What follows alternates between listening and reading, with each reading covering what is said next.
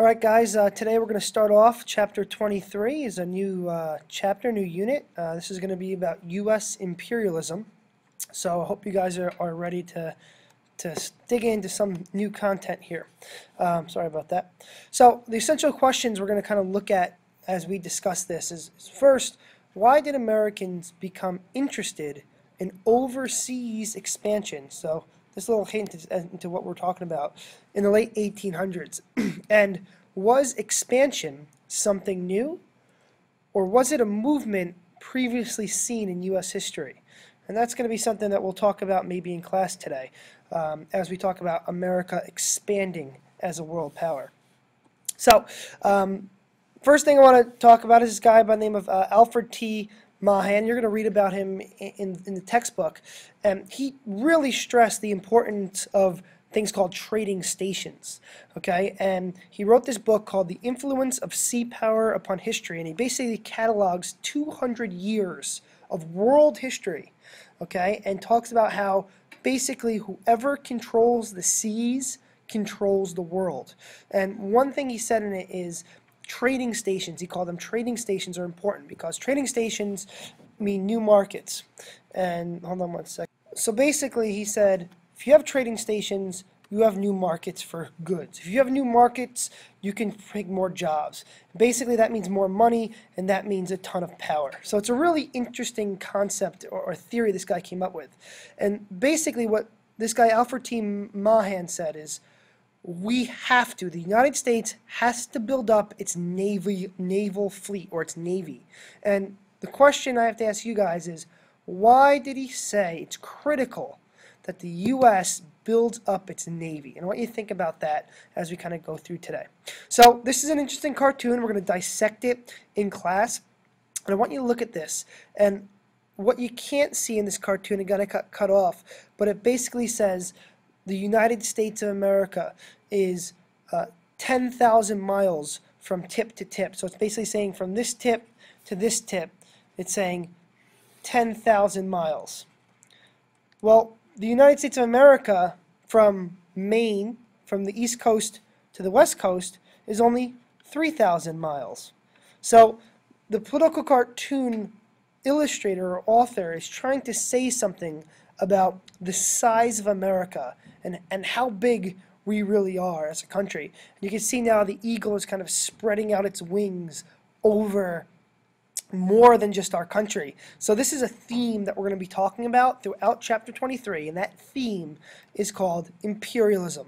All right, and we're going to take a look at that cartoon again in class, but imperialism, this you must know imperialism. All right, last chapter, the word you had to know was progressivism, or progressive era. You must know what imperialism is, and here's a definition. Imperialism is when stronger nations control weaker territories or countries for economic, political, or military reasons. Okay? So this term imperialism is basically bigger countries taking over smaller countries. And we're going to talk about Teddy Roosevelt specifically. When we talk about imperialism, he had something called the Big Stick Policy. And here you see a picture of Teddy Roosevelt, very strong, but you can see how he's standing over the U.S. and his size and his stature. And we're going to talk about foreign policy, how we deal with other countries during this time period. What's interesting about the United States of America today is think about how globally we are. Here's a funny picture where someone took the famous Iwo Jima flag picture and put a McDonald's sign there because it shows that, you know, we're companies that are rooted in America are now global companies. And look at some of this. I like this McDonald's one up here, the McVeggie, the McAlo Tiki, whatever, I guess it's a Hawaiian sandwich, the salsa wrap, the McDonald's McCurry pan, the Pizza McPuff. How about the Marlboro Man right here? I don't know, if you guys probably don't see cigarette advertisements anymore because they're now illegal in the United States to push cigarettes in advertising. But the Marlboro Man used to be a cowboy. And now we have Marlboro, you know, the New Frontier, the Great Wall of China, and of course all these Coca-Cola logos from all around the world. So it's, you know, it shows you how global we have gone today. But let's flip back to the early 1800s. Well, believe it or not, the United States of America was kind of out of the game of imperialism. And again, this word imperialism is what we're talking about in this chapter, when bigger countries take over smaller countries. So in the late 1800s, turn of the century, say, let's just say 1900, okay, or so, right? Europe controlled, or European countries controlled what's called colonies. And if you remember the word colony, it should sound familiar, because at one time the United States of America was a colony of Great Britain. Okay, well, Great Britain's a country in Europe, and many other countries in Europe had colonies all over the world. Specifically, by the 1900s, in Africa and in Asia. Okay, European countries have colonies in Africa, and European countries have colonies in Asia. All right. More specifically, look at a map of Africa. All right. On the right here, this is modern-day Africa. You can see all the independent countries there today. But in 1914, look at Africa. It was basically made up of European colonies. Right. England, France, Spain, Portugal, Belgium, Germany, Italy. Okay. So you see all these European countries that have colonies that they cut out of Africa. How about same thing Asia? This is a little later, 1914, and the U.S. is in this one, but we'll talk about that in a little bit. We're not quite there yet, say 1900, but again, you can see here, right? These European countries have colonies in Asia, in Africa. This is called imperialism. They're taking over these other countries. Well, the United States of America says, well, we better get into the game too, okay? So we see economic reasons to kind of imperialize or take over other countries. Think about it, money, right? Think about how much money you can gain from taking over another country, right? Think about the economics. There's raw materials there, this idea called mercantilism. This is a term you should have heard last year when you talked about the Revolutionary War, right?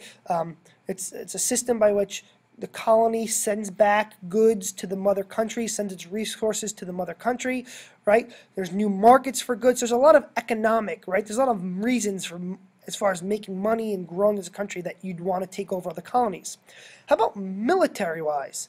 Think about having a colony overseas and around the world. Think about how that impacts your military, right? The more colonies you have, the more world influence you have. And basically, the more money you have. So there's military reasons too. You can kind of move your military from colony, say to colony to colony to colony. Like, you have areas to move around your military. So there's military reasons why the U.S. is going to say, hey, we need colonies. We need to move our army, our navy. We need to be able to move and deploy our troops. We don't have any colonies. We should get colonies.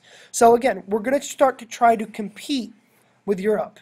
Because all these European countries, they all have colonies. For many, many years, for hundreds of years, they've been colonizing the world. We're only about 130 years old, right, as a country, at the say 1900. We have nothing, zero. So we're starting to change that. This is a kind of an interesting map, and it got cut off, so I'll show it to you in class. But this is showing you today, turn of the century, 2000 and up beyond, where our military troops are stationed today. And it's pretty significant. There are only 46 countries in the world where the United States does not have a military presence of some sort in.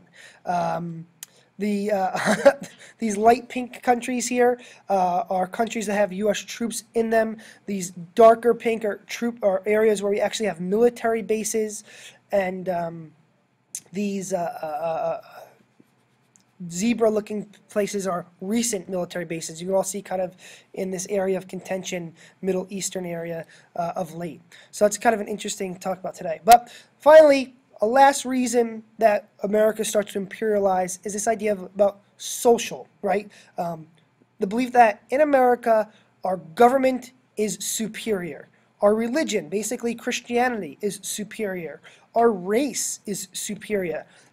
And if we spread out to other countries and we take over other countries, we can help them become like us. We can help them become superior too. So we just discussed 3 reasons why the U.S. starts to imperialize. We talked about economic reasons, right? Money. We talked about military reasons. It helps to have colonies all over the world so you can deploy your troops.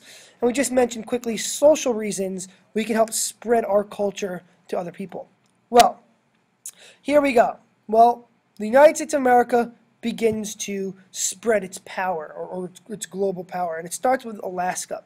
Alaska was purchased from Russia for $7.2 million. Now, back in 1867, this guy by the name of William Seward arranged that purchase, and in 1867, $7.2 million is a little bit more than it was today. That's a pretty significant amount of money. When Seward purchased Alaska, or had to go through Congress, but when he arranged this purchase of Alaska, America was very confused. Why the heck would we want this country, Alaska? There's a bunch of polar bears up there. There's a bunch of ice cubes. I don't know why we're buying it. And in fact, they called it Seward's folly, or his mistake, or his big mistake. But what they didn't realize is that Alaska is rich with oil and gold, believe it or not. So our $7.2 million investment was very, very good. In fact, just to give you an idea about Alaska, if you put Alaska over the United States of America, look how big Alaska actually is. It's a lot of territory. Also, what's interestingly is Alaska, again a U.S. territory, is very close to Russia. Believe it or not, if you look at a globe, it's very close. This is called the Bering Strait. All right, and you might have heard about this last year when you talked about the migration of people from, Russia or from Eurasia, into America through the Bering Strait and then down, et cetera, et cetera.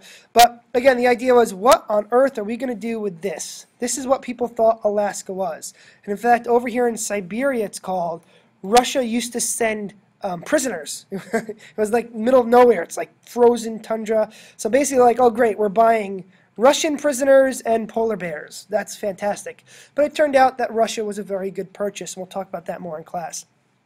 The next imperialistic move we're going to talk about is in 1898, America did something called the annexation of Hawaii. We annexed Hawaii.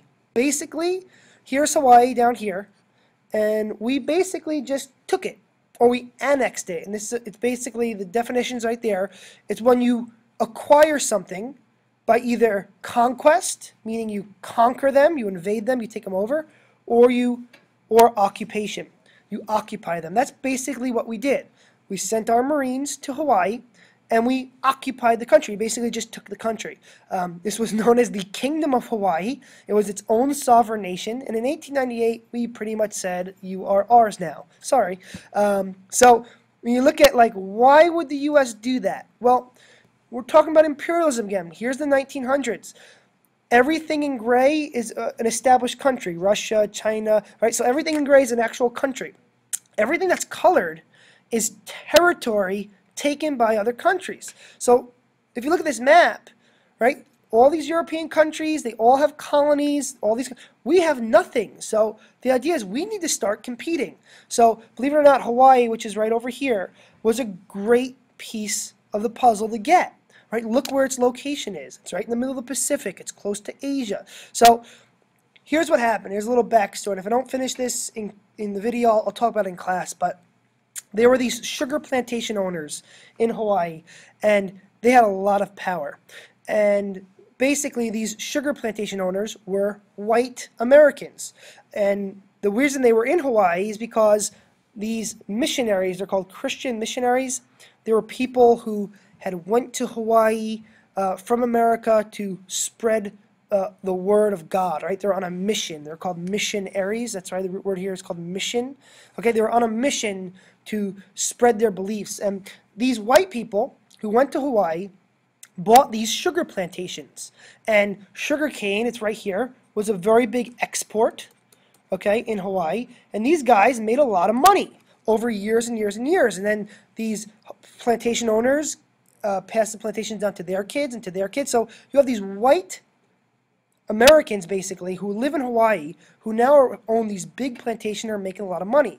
Well, there's a new queen in Hawaii, and her name is Queen Liliuokalani. Here she is right here.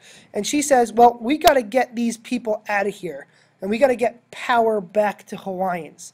The plantation owners didn't like that. And there's a problem, you're going to read about it in your book, where basically the Hawaiian planters asked the President of the United States to overthrow the Queen.